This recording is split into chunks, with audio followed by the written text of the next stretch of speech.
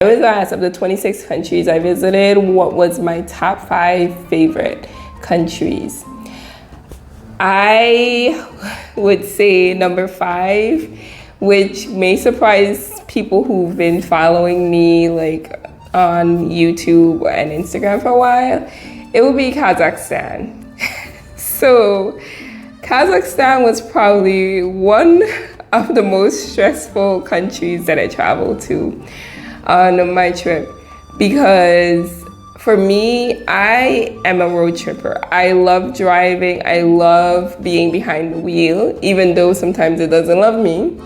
But I love being behind the wheel because I feel like I can explore a country more. If I'm driving, I can go off track. I can just explore the country in a way that you don't get to do if you're on a tour or if you're just hanging out in the city. But for me, Kazakhstan was stressful because when you're on the road, it almost seems like there's no rules, and people, like, when it comes to road rage, the road rage in Kazakhstan is high.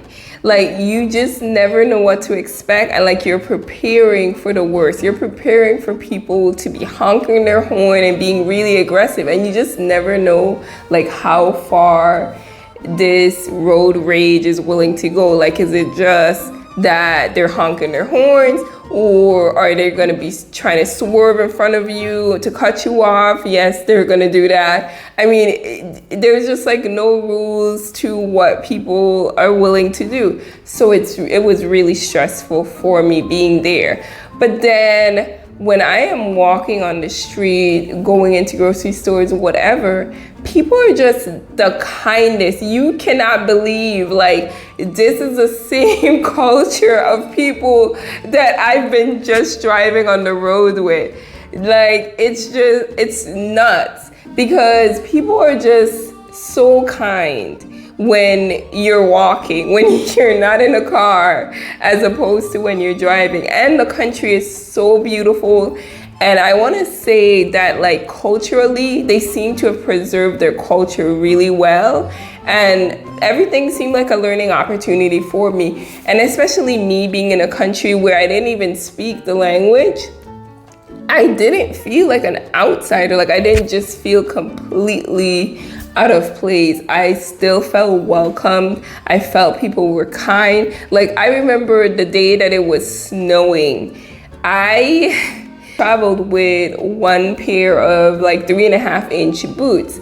And that day it was snowing. I really didn't have anything else to wear besides either the sneakers or my boots. And I thought my boots were cute, so I wore my boots. And I was leaving the grocery store with my green bag, and I'm like walking, like really just stepping really carefully to get down these set of stairs. And this lady, she sees me. She's coming up these icy stairs.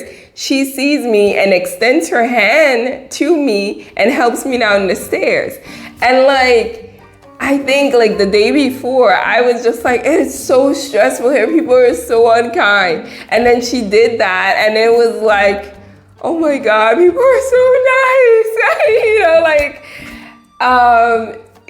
And it would always be like this give and take, this balance of people just being super aggressive on the street. But then when you're walking, like, they're just kind.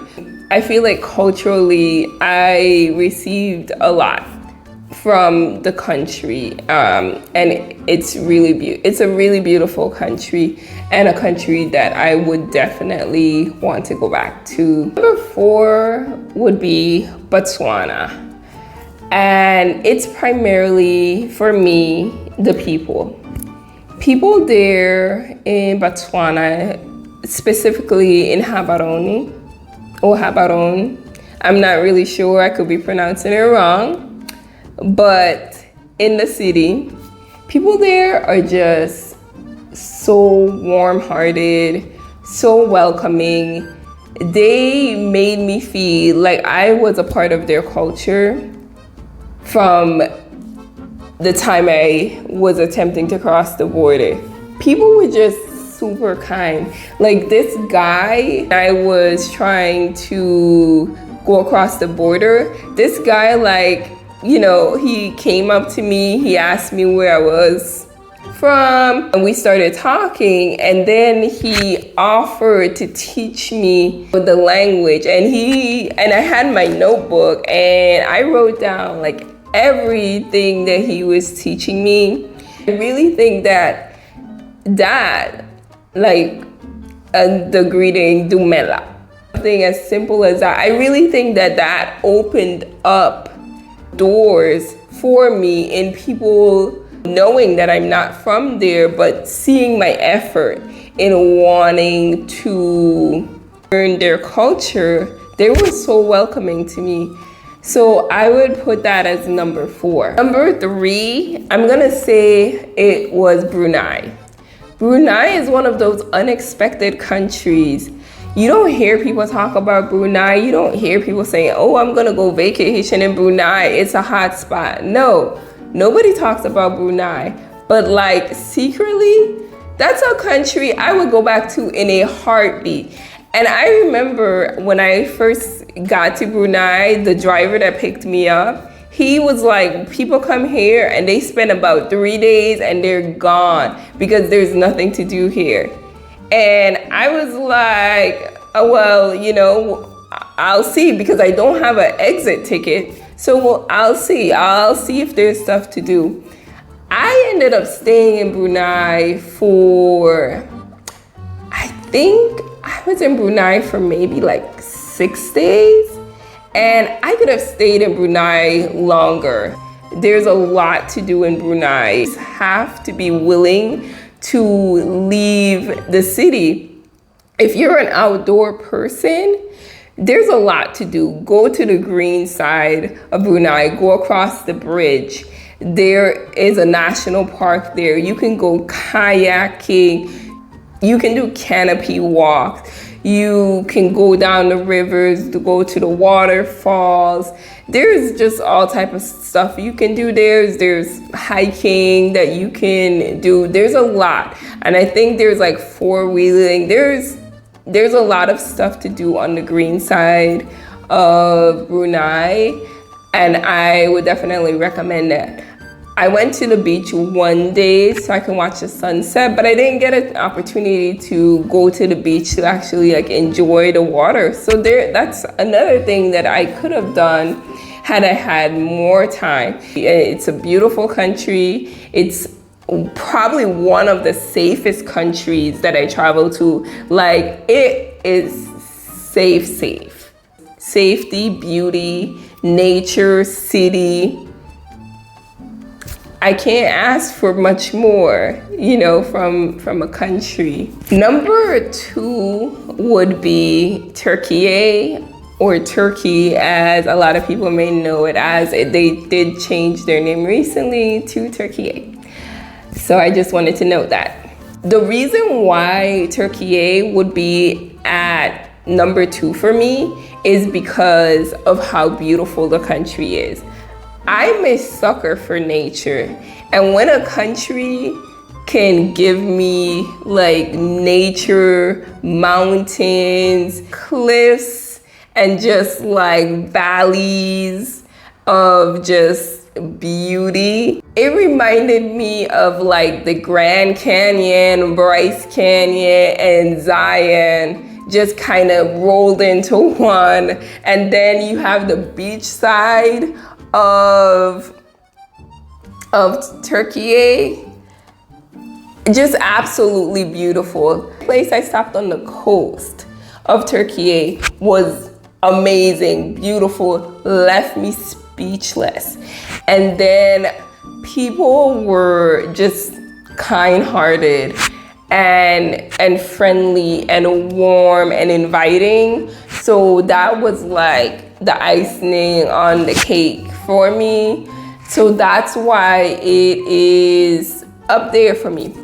Also, the animal encounter. I was able to like go horseback riding. I did like a 9-hour horseback riding trip, which I absolutely love. Like, and that was just like my favorite activity to do on this whole trip that I did. Well, that and the activity I'll talk about for number one. I did it was like a 9-hour horseback riding tour, and I love that. Then I got to hang out with some goats,